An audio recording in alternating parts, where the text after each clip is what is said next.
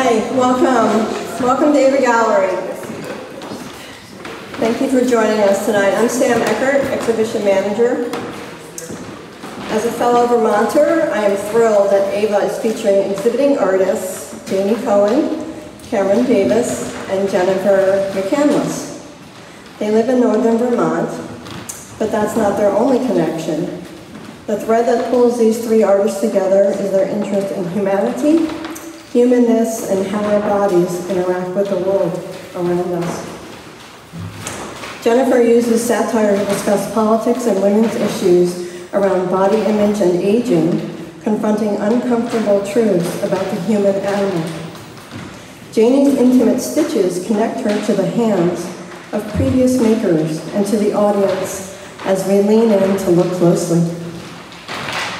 Cammie's large-scale paintings bursting off the canvas envelop the body as we step into the work, step into nature, rather than merely gazing upon it. I met Janie a couple of years ago before she retired from the director's post of the Fleming Museum of Art at UVM in Burlington, Vermont, when we asked her to act as juror for the 2022 juried exhibition here at AVA. Afterward, as she began her retirement, we invited her to serve on our exhibition committee. I first met Cammie in the 1990s when I enrolled in a painting class with her at UVM, where she taught in the visual arts program for many years. There's another student that was in the same class with me. Cammie and Janie know each other well, and we thought it would be special to invite them to speak tonight. Each will give us short presentations about the ideas that inform their practice, followed by a less formal conversational format. Please welcome the artists Janie Cohen and Cammie Davis.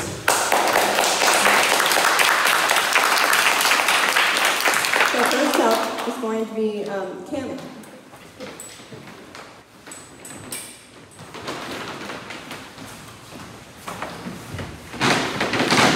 Thank you for coming out on this rainy night. Is that too close? Good. Okay, great. Okay, we're going to see if this is going to work. It does. Thank you. So my work has always explored experiences of perceived presence in nature. Those moments when the world feels illuminated, wondering, what is it that I'm feeling? My understanding of what is nature has evolved traceably through the paintings, from the early geometric abstractions of the late 70s, 80s, and early 90s, exploring the sublime with their distant perspectives, to my present work that I would describe as more intimate and immersive, displaying a terrestrial gaze. I'm using plant patterns, projected and traced, or observed and rendered, or by taking impressions from actual plants. And they reference life as the painting's subject, and more. I understand the act of tracing as a form of active visual listening to plants' intelligence, as I notice the particulars of shape and space and context and arising intuitions. They also serve as the basis of improvisation, and I've come to understand improvisation itself as revealing how life works. To use the words of eco-philosopher Andreas Weber, as ecosystems of relationships that unfold through mutual transformations. So I see the painting process as this ecosystem of ideas, utilizing interactions of the line, shape, and color, as I seek to find coherences between those relationships, working towards an eventual whole, WH. Do you want to come sit down? Okay. I was just thinking, since the creaky floors. I'm interested in experiences that locate me and all of us, all we humans, within life. Improvisation further reveals a critique of the notion that art imitates life, where we could understand the word imitation as the language of separation.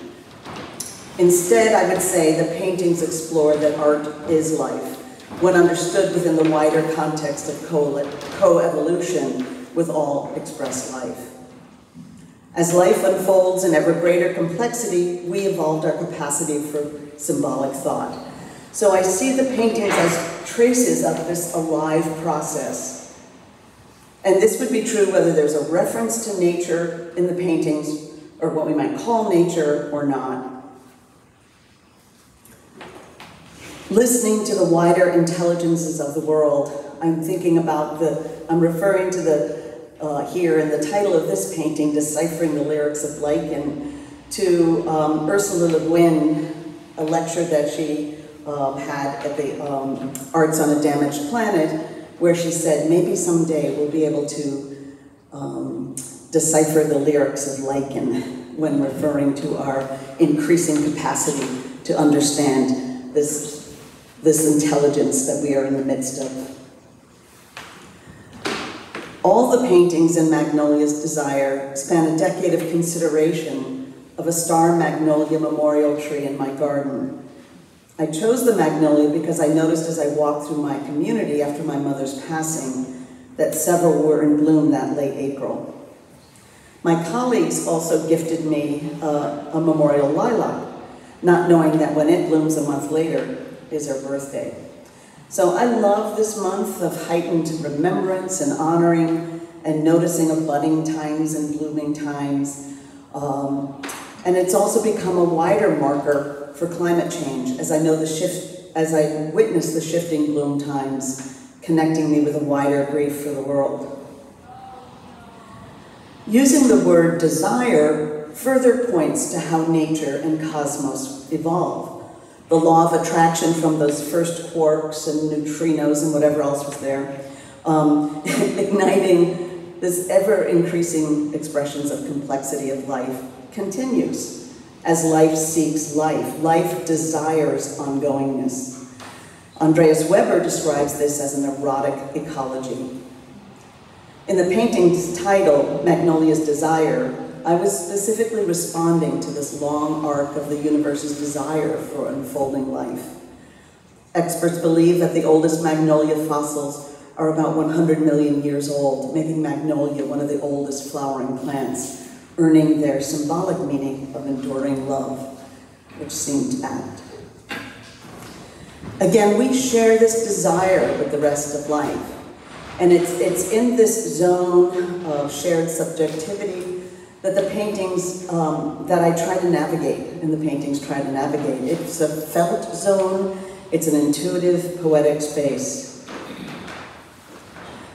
My work is also informed by a decade-plus collaboration with emergent universe oratorio Sam Granaccia and his creative partner and wife Paula Granaccia, and recently, in addition to the team, Creative Leap's founder John Cimino.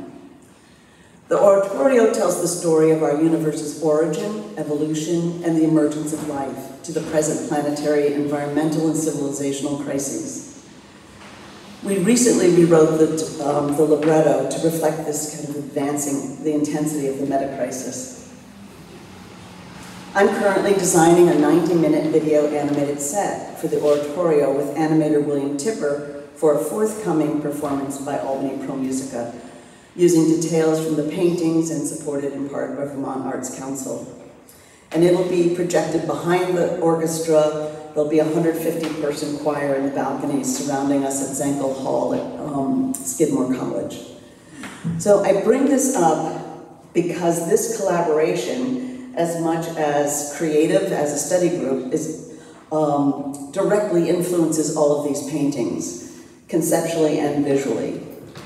Immersed in the oratorio's content, titles such as Gravity's Law, or right here on the slide, sorry, Gravity's Law associates with the title of the musical movement to the words of Rilke. Immersed in the music and movement of the animation has further amplified my sense of implied movement in space in the paintings. So details from the paintings in this exhibition and 13 other additional paintings that are currently on exhibit at the Kent Museum Illuminated Worlds exhibition are being used as the assets for this video animation set. The title of this is Earthrise. Again, one of is also the title of one of the choral movements. And this is a video still from one of the 17 movements, composed to the words of Thomas Berry, whale song from the deep of the sea, wolf cry from the forest, heartbeat of a planet, beseeching humankind. So in closing, I'd like to just quickly share a clip, and we'll see if it works. It may not. Let's see. Okay, this is where it might take a little trickiness from.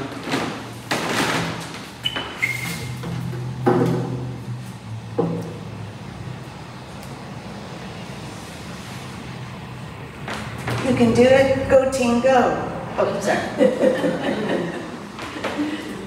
See, the mouse doesn't correspond to this thing, so we'll see if we can do it.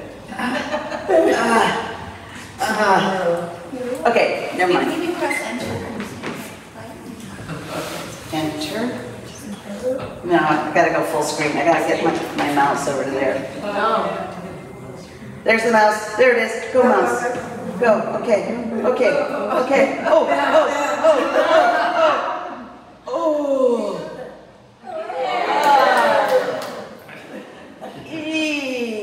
Okay.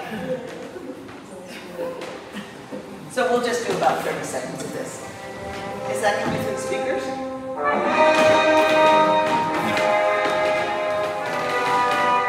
This is to lonely wills to see the world in a grain of sand and heaven in a wildflower.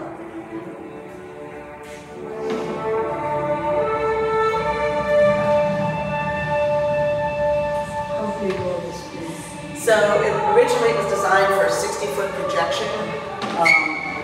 Skidmore might be smaller. So you do have to imagine wall size.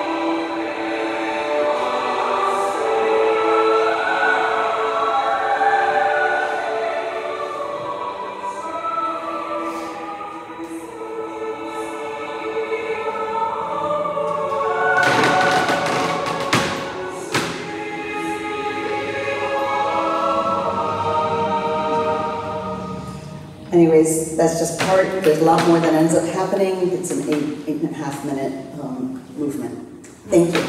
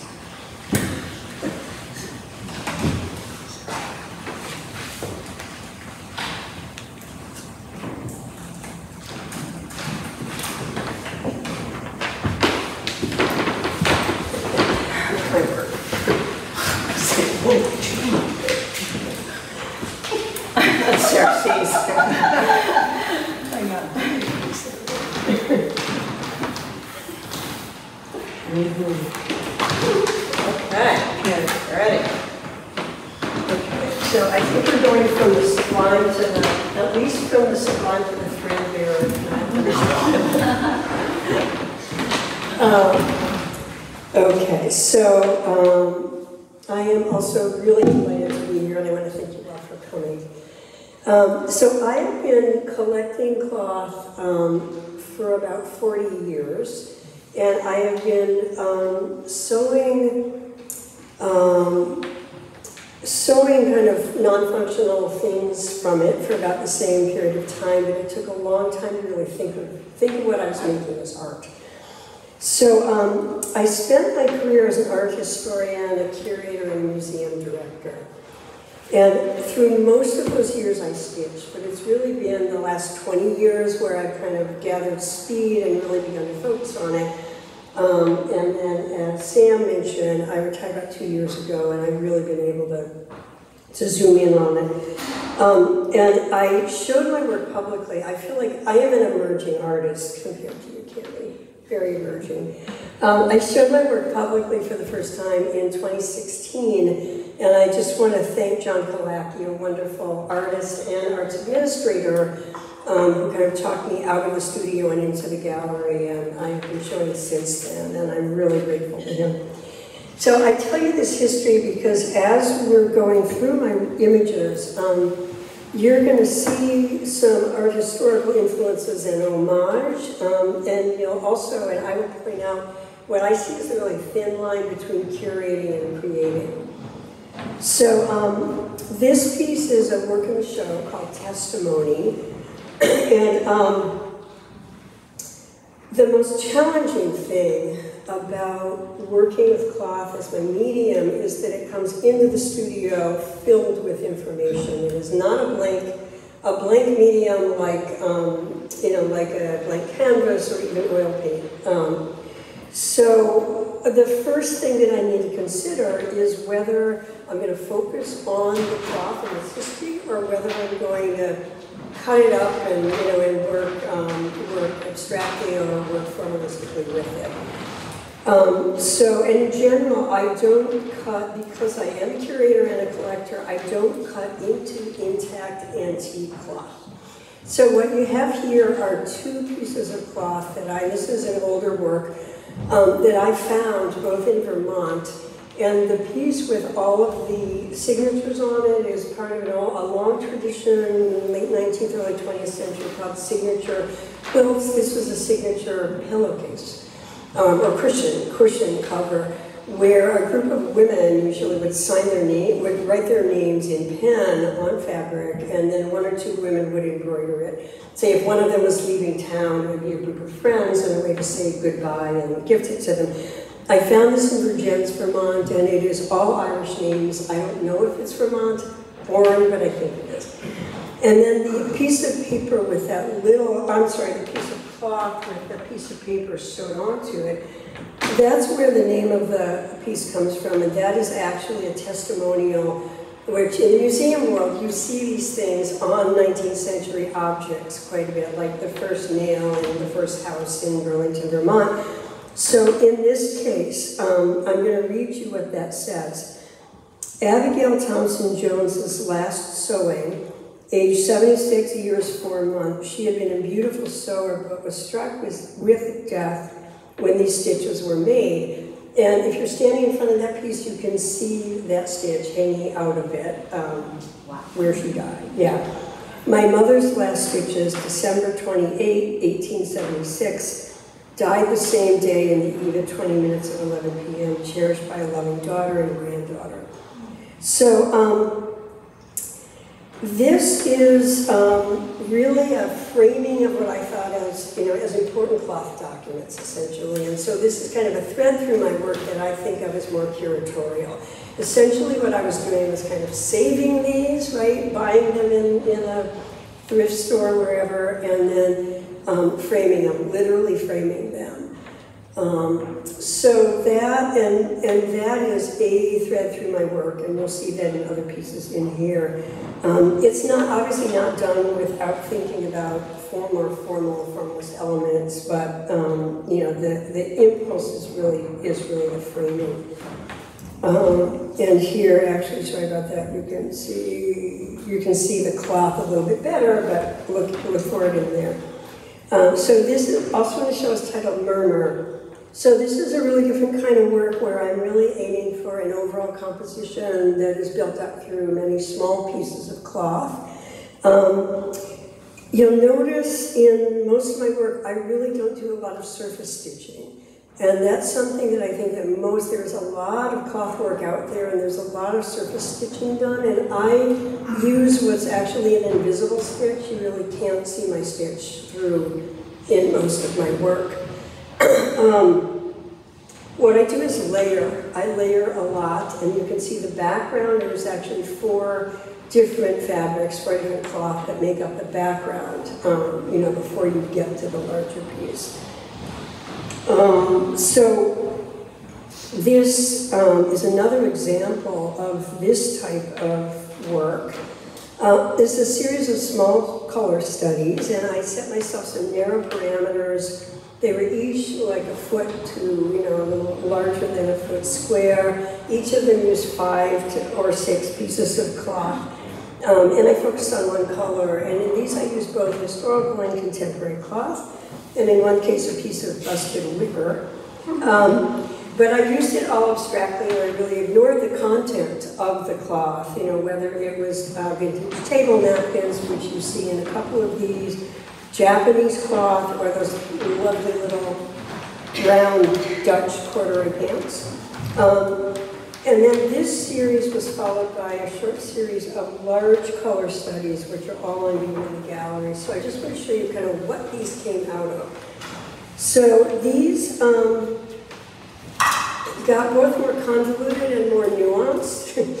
And I want to spend a little time on these works. So these 3 large works, from the left to the right, is Blue Gold, Desiderium, and Centuries of Handwork. The initial cue for me was a color study, and they started indigo and gold, pink and green, and brown and blue. So as I began to lay out the cloth, and I have a big collection in little drawers, each of them took a very different path through it. So once I began engaging with the cloth, they brought histories to it that really couldn't be ignored. So I'm first going to talk about the one on the far right, Centuries of Handwork. So this began with just several pieces of brown or earth tone cloth on a blue background. And it took a couple of years of composing the piece, which is really typical. It will be on the floor or on the table and then eventually on the wall. Really a couple of years.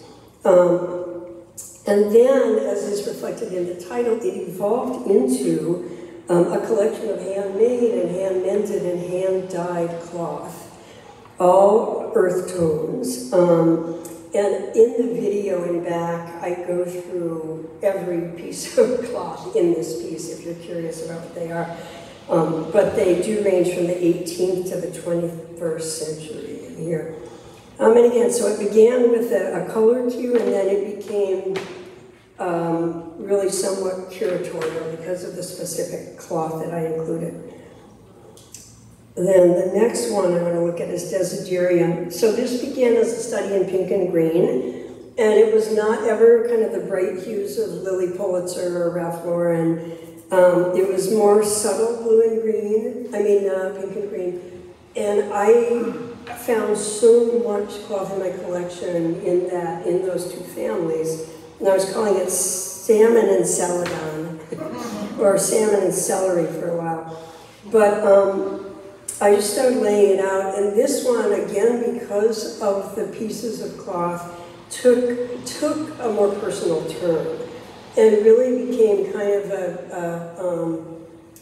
a piece about childhood and memory and loss and the passage of time. So I'm really using the formalist cues as the starting point, and then following the work where it goes from the content of the cloth. And again, you can see I layered this throughout, and one thing, when you're standing in front of it, the interior framing piece, it's damask, and it is one side is pink on green, the other is green on pink, and I played with that. I've turned some around, so you'll see different backgrounds depending on where you're looking. And then lastly, blue gold. So this one is the richest background, and this one reflects one of the things that I love best about art making and about the material I'm working with, I think it's really all art, is that work continues to collect meaning and attract meaning even after it's completed. So the title of this piece, Blue Gold, this refers to the name that was given to indigo, and it was a central key component of the transatlantic slave economy. And the value of indigo as a luxury good across the world really resulted in ongoing brutal practices in the farming of it, whether it was India or Haiti or South Carolina. So I gave it that title to kind of frame the beauty of indigo within the larger historical story and the cruelty of its production, to give it a fuller background because it's such popular and growing in popularity in both the dye and the cloth. So there are further layers of meaning in this work, which, as I mentioned, became apparent to me later, and particularly when other people began to respond to it. So this actually ties into to what Cami was talking about with the symbolism of plants based in what we know about those plants. So shortly before I finished this piece, in early spring of this year, I learned that the motif in this cloth right here, which I had never seen before, it's, Japanese, probably late 19th Japanese. It's a abstracted plum blossom branch with a very early blossom on it. And plum trees blossom between winter and spring and are frequently seen as heralding spring. I also then learned shortly thereafter that Ailanthus, which is the plant on the right that you're looking at, is also a very early blossomer. And both of these are known for their perseverance. It's symbolical, right? And Ailanthus is also known as an invasive, which is why it perseveres. So that wasn't known to me when I laid this out. And then lastly, and the thing that really struck me, I completed this 1 week before the full lunar eclipse. And it wasn't until a friend said to me, so, how much were you thinking about that in the making of this work? And I said it wasn't. And then, the more I looked at it, I just saw it throughout this entire piece, from the moon at the top to the tonal shifts in the faded cloth, particularly in the ailanthus and the dark leaves and the white aurora around it, the coronas around it, and the overall dark and light of the whole thing, and then the color scheme being the yellow and the blue. So I consider all these meanings part of the piece, part of the work now. And then the last thread through my work that I want to talk about briefly, and this piece also has art historical connections to it, but I've done a number of works that include clothing in it. So this figure and the title of it, the posture of it and the title of it, and to some extent the upper part of it, refer to the Archangel Gabriel, and the common figure in Renaissance paintings of the Annunciation, where Gabriel is descending or landing, always with lilies. And so on the left side of it are lilies, where you actually see some rare embroidery of mine on top of a used piece of drop cloth up there on the top. But the shirt is a late 19th, early 20th century shirt. The pants I made from cloth from many sources across the globe. And it has both art historical and personal references for me, but it's the first large kind of individual figure that I've done. I'll show you a couple more smaller ones. This is older. This is called New Floating World.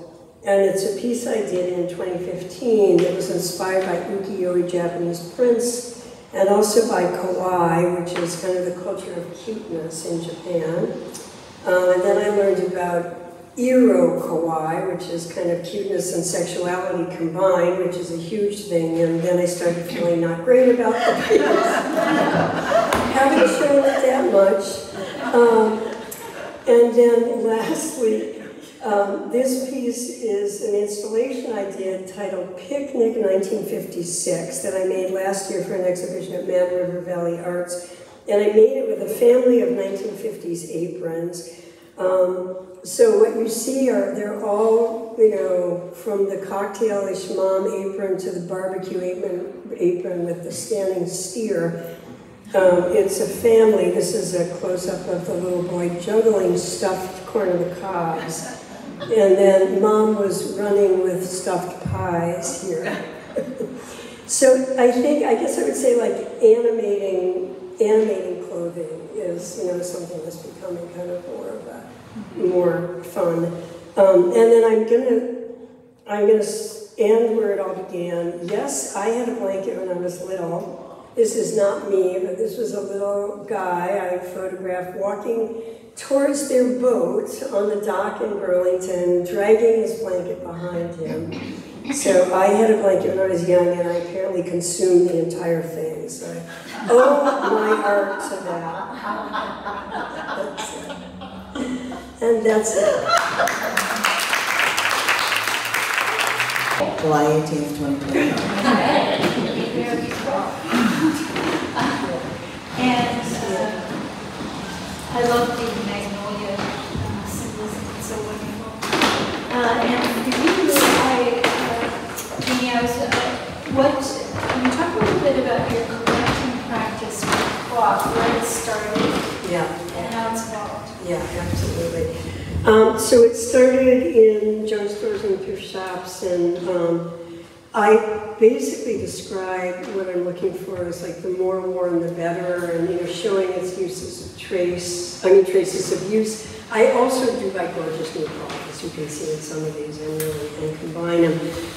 The thing that's changed over the decades is online accessibility. So it's way too easy, and there's like the person who told me about the plum blossoms is a Japanese cloth dealer in Brooklyn, so knowledgeable, and you know, it's too easy to like wake up at 2 a.m. and buy something.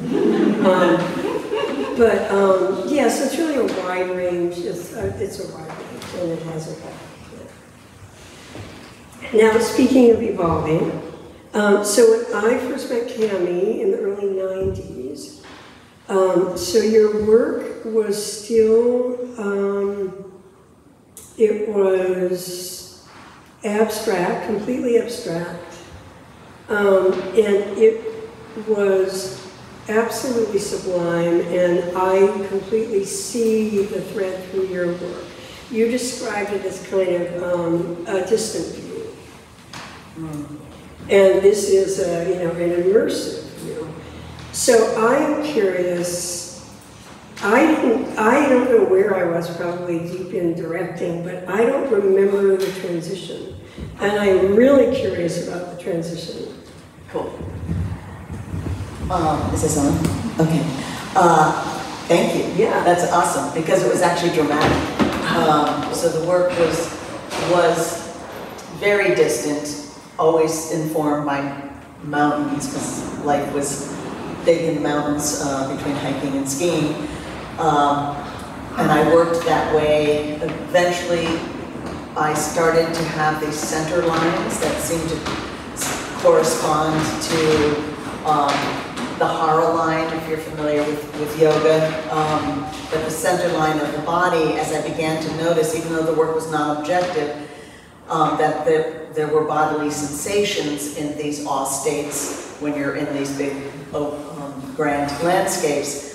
But then in 1998, so the distance started out there, started to become still distant, but with this embodied idea of the chakras. And but in 1998, I studied with Jungian psychologist James Hillman at a place called Schumacher College in the UK. And we studied inside-outside perception, psychology, ecology, and art. And it was at that point where we were looking at perception as being participatory and softening the boundaries between inside and outside. The phenomena of the world works on us, but so does our inner responses and intuitions inform what we might notice or So ever since 1998, it was as if after painting 25 years, non-objectively, I opened my eyes and began to introduce, along with the abstraction and the same kind of approach that is improvisational and iterative and intuitively responsive. I then started that dance of both the outer, open-eyed, observational reference to the phenomena of the world with those inner kinds of intuitive responses. And I've been in that way ever since.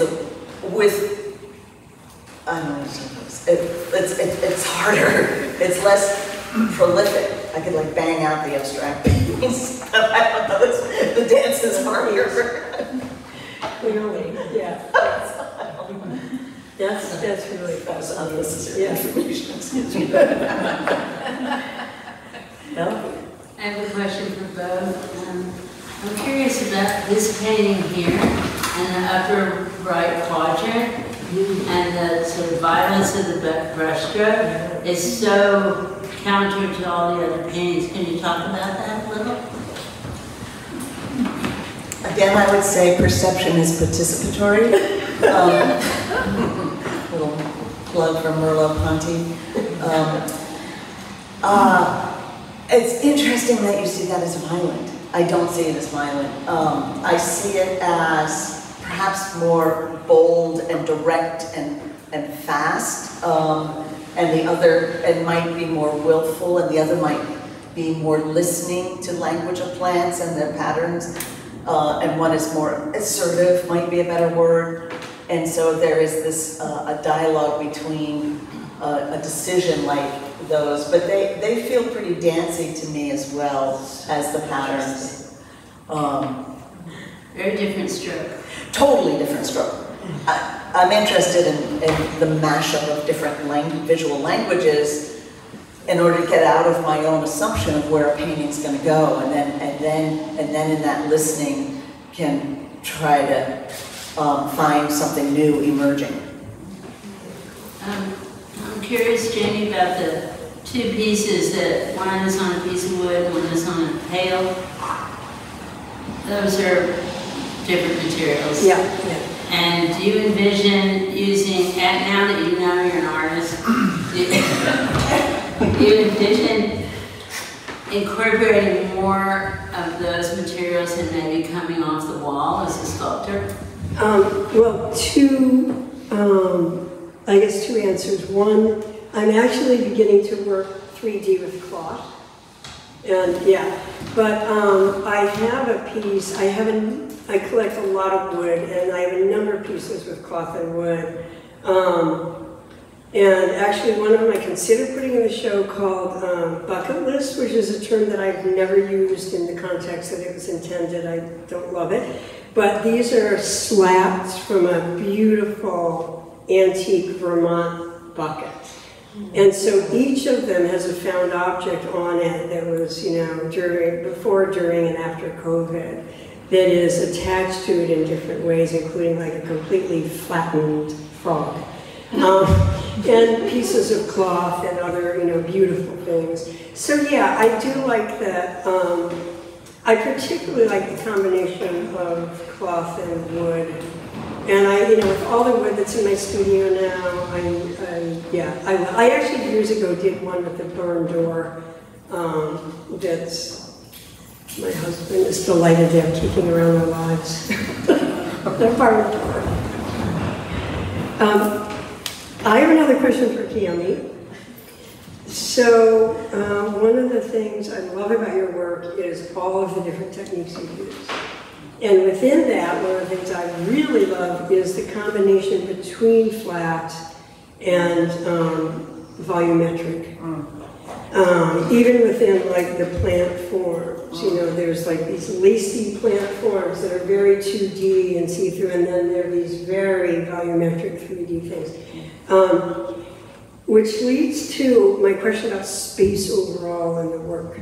So space is really important in the piece. I mean, I am drawn into your work by the pattern, by the things that are right up there, but then you get lost in it. And I feel like you create these really, very, what's the word I want? You know, so you can't ignore it, these pathways into it, you know, these kind of tantalizing routes.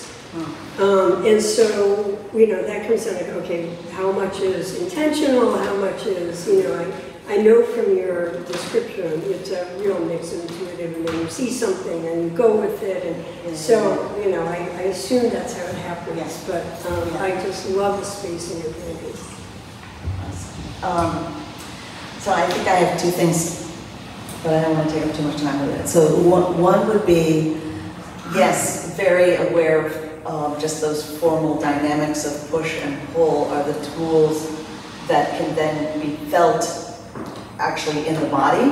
It's an engaging thing to feel being drawn in and pushed out. And I feel like that I'm really interested in that as I layer, feeling what pushes and pulls, where it's flat, where you enter in, and that those actually have a pace. And that pace to me can be orchestrated in the same way as the form of music can be. So that's operating there. I think that I'm also really interested, like in Encounter, the painting over there, where there have been moments where the entering in became, I always wonder about how much to say, but well, just personally. It was an experience of complete dissolving of the ego of any boundaries. So it was one of those big awe experiences. And where I was working with an animal communicator, I ended up actually relating to this tiny piece of ivy, and then I entered the ivy, and I entered beneath the forest, in this forest in the UK.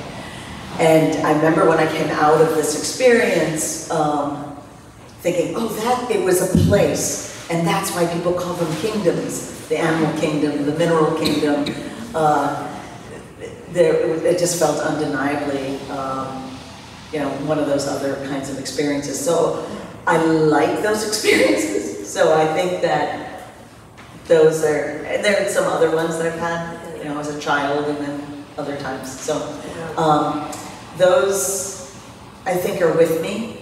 I just love that zone. And this is that. So Encounter is the one with that realistic flower on the left. And then down on the lower right, it wasn't until on the lower right when I painted that little turquoise teardrop, three-dimensional teardrop, that I heard a sound, and in that sound it was like, that was the entry point in this experience with the ivy, and I remembered this kind of crashing in experience that had happened not that long ago, 2015. This is so funny. I was going to ask you about the small volumetric pieces in your work. Thank you. Yes. I have a question for Kim. And I'm looking at this, and I paint really small things, and then painting something that large can be very intimidating. And I'm just wondering, do you do sketches or studies first? And it's so layered. Do you build upon it as you go? I'm interested in the actual process. Actual process. So probably all of these might have started with a projected plant image and tracing patterns. And then I might paint out the patterns, then I might have a decision to amplify or pull out something, or to diminish or pour over and cover. I might bring in and project again and add some more, or bits of tracings, or I might lay down the painting on the floor and put down some plants and then lay it down and cover. Or I might decide, oh, I want something that looks real, even though it is all real. But then I might observe a flower and then paint that in. So I'm actually really interested in not knowing. I really want to find my way, and when I know too much, then it's like nothing new happens or emerges. So it is completely an engagement with emergence, because that's where it feels alive for me. Yeah. So how long did it take you to actually get to that point where you're starting with a blank canvas? Again, this is a question about your process. And you have the courage. Exactly. To go, you know, It's into terrifying. the unknown. You know, I mean, this is what I'm saying, and it's like amazing. Well, it depends on which painting, but I've taken as long as, which is not courage, I've taken as long as maybe 3 weeks to set up a painting with patterns, and then I sit back and go, let's make this work. And so in that, what gets terrifying and the courage dynamic thing is it's never easy. You might like aspects of your work, and this is true of all of our work. You know, you like aspects, but you might have to let it go. You know, in film, you've got to kill your babies, is what they call it. It's terrible. You know, as you edit, so you might have to let it go because you know that something's not quite there yet. And the painting can take, as a whole, can take anywhere from 3 months to I've done 3 years, and I've returned to paintings 10 years later and done another bit of a tweak. So, yeah, but I want to turn for a moment to you. So when I think about this idea of these pieces of fabric that are redolent, they're with their histories, do you ever feel like, as you enter into what they are giving you, almost like stepping into holograms of what they are giving you, what happens in that process where you are, like in collage, that more than the sum of the parts. Here's this story, here's this history, here's that story, and the weaving together. I want to hear about your process with that. Okay. It's juicy. So, and that is also, when you're talking about in your process, and in all artistic process, there is that letting go. That's where stuff happens. And that's my biggest struggle with this, because of the content of the work, and also because of the process. The laying out of it, the discovery of fabric, the memory of this piece here, the putting it together in the same, and the connections are sometimes uncanny. I mean, there's one in there, it's a very dark piece. Content or visually? Visually, it also, it's the one that's, the backing is a Tibetan tanka, which you don't realize if you're not playing. But it, and I'm spacing on the name because I had a number of, it's called non-adaptive behaviors. and so this, I have a really strong sense of pattern language. Like, remember, I was looking at that and I was talking about oysters. Like, I can't help but, okay. So I see things in the cloth that relate to other things. And so that piece, if you look at it closely, has a lot of cloth that relates very, kind of flows into one another. And so it's really the connecting of the connecting of cloth histories, like the one with the two, the one like I showed you at the beginning, with women's history of cloth, that goes way back. But that's the exciting part. The sewing part, because I don't do a lot of stitching, surface stitching, which is, another, it's a enormous art. And I think in a way that's why I'm getting towards the 3D work now. Because I don't want to stitch all over 18th century Obasan weavings, right? So it's more, the creative work is not the curatorial work. And so I've got these hats, the collector, curator, and creator. And I do feel that it holds me back sometimes with the creation of work. So it's interesting. I mean, I am really happy with what I've made. I just feel like the next bodies are going to be things that are not quite as curatorial, or if they are, it's in different ways. Does that make sense? It totally makes sense, and I want to say integration then. Integration. In how you think about right. it, because it is. Yes, it is. It's already happening. Yeah, it is. It's not a toggle. Yeah. It's not on off. Yeah. No, that is absolutely true. Yeah.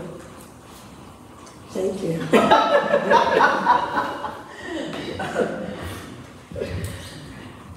Yeah. For both of you, are there any artists that lately are influential to you, or not so much? Are you asking about new artists or old artists? Doesn't matter. Yeah, either. You go first. No? I can't land on anyone right now. No. Yeah, there's so many. Oh, sorry, there's so many. And I have a different kind of answer. I mean, I look at, there's so much cloth work being done, and it is so exciting, and I have a huge, bookmark section of amazing artists who are working. Alana Herzog is just incredible, and she kills the baby. She destroys cloth. I mean, that's what she does. We showed her the Fleming years ago. In addition to that, I use other artists' work in my work, and I list their names. So, like Blue Gold, there's a number of artists there. There's a Shibori artist who works on the Cape Cod, on the Cape, and goes by Cape Cod Shibori, and there's a Vermont artist, David Klein, who hasn't made work in years. But he did the Olympus. It's not cyanotype, it's a bleach discharge. So it's just that beautiful piece on the right of Blue Gold. So my labels include other artists' work, and it looks like, I mean, when I had a show at the Supreme Court Gallery in Montpelier in 2018, and somebody came up to me towards the beginning of the show and said, so let me just make sure I have this right. So you curated the show, right?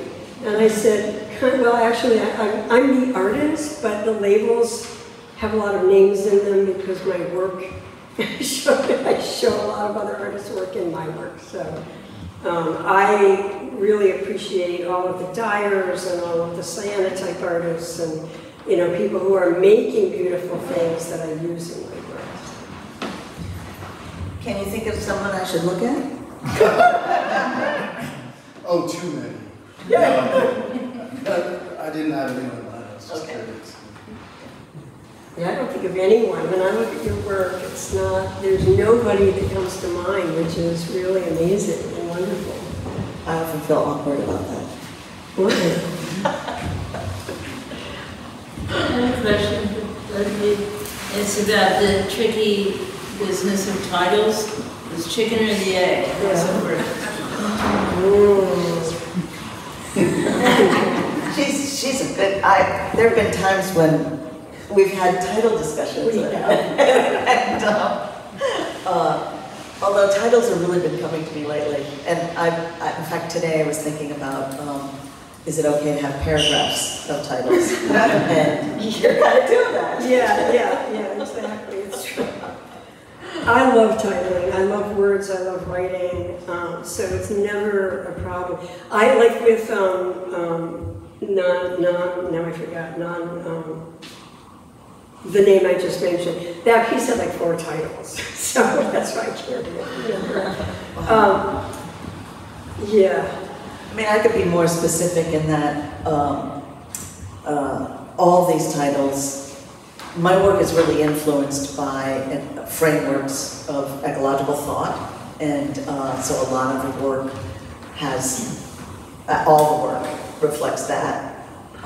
maybe with the exception of Encounter. But no, Encounter does too, yeah. All of this is, yeah. So the Encounter came to you after the painting was finished? Oh, that was the other, not only what we do, but when it happens. Yeah, it's not front-loaded. Correct.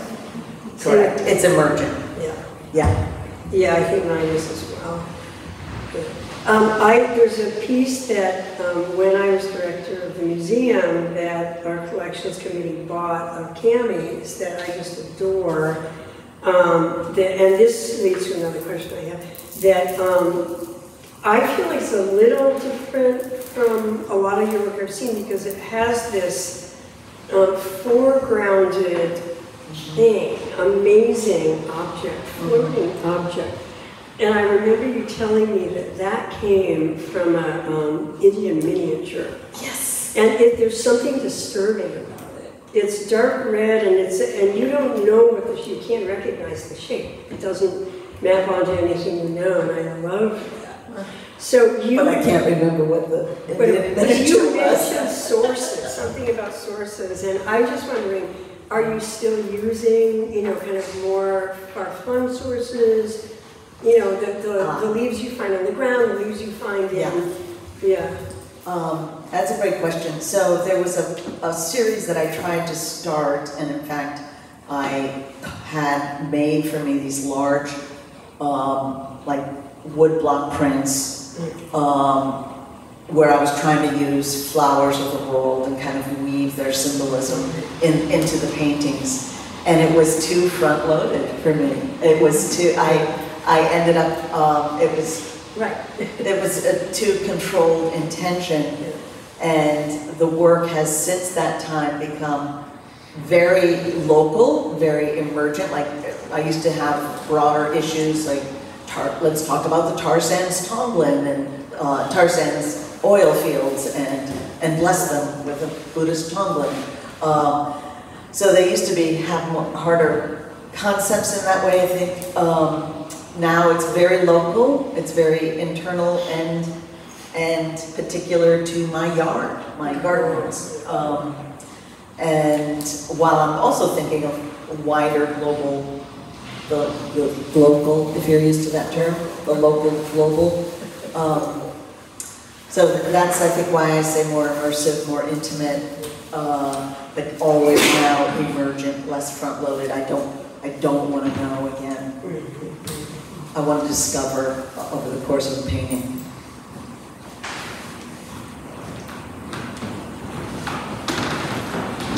Last question.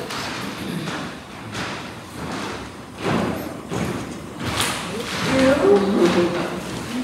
Awesome. Thank you.